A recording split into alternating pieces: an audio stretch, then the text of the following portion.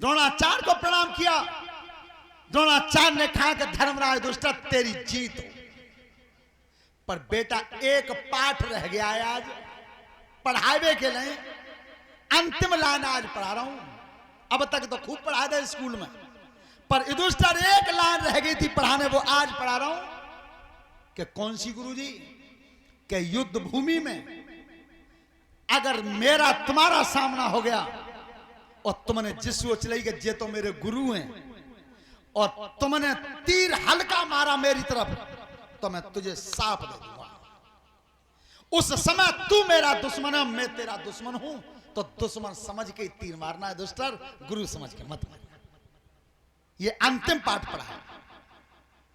श्रोता बंधो, कृपाचार्य के पैर छुए, कृपाचार्य ने भी कह दिया कि तेरी विजय हो। दुर्योधन ने की पेन तो तीनों इतना सुनो में ही, खा रहे हो मेरो और रह रहे हो मेरे मुंह, हथियार मेले ठा रहे हो और आशीर्वाद उतर दे रहे हो। पिता में भीष्म का जवाब क्या है?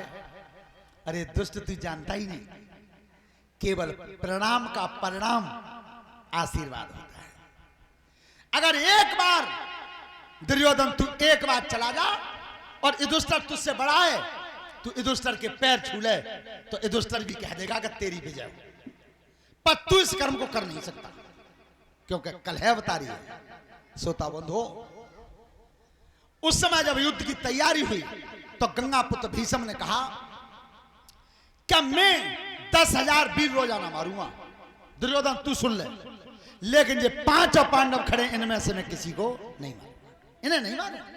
दुर्योधन ने कि चलो 10,000 मारो, खातो तो ताई के मैं खा लिया जाओ। उस समय युधिष्ठिर ने इधर से कहा, देखिए कैसी लड़ाई थी। सामने वाले जवानों से कहा कि सब दोनों दल, कौरव और पांडव, दोनों तरफ की सेनाएं सब ध्यान से सुने।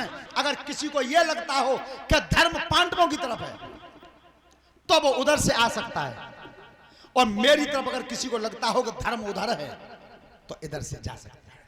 खुली छूट है। दोनों दलों में एकदम शांत हो गए थे।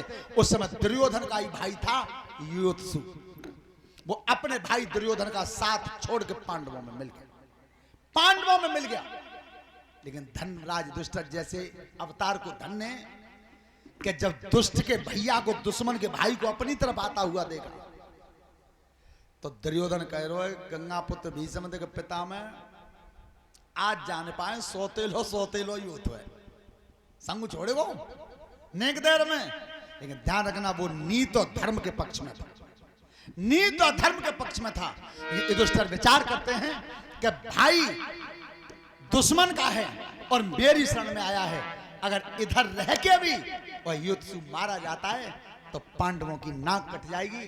तो युधिष्ठिर, मेरा ये हुक्म है कि जब तक महाभारत की लड़ाई हो तब तक तू लड़ाई के मैदान में पैर मत रखना। मेरे पक्ष में जितने भी हथियार हैं उन हथियारों की देखभाल करते रहना, लड़बे को तो मैं लड़ने नहीं आने दिया।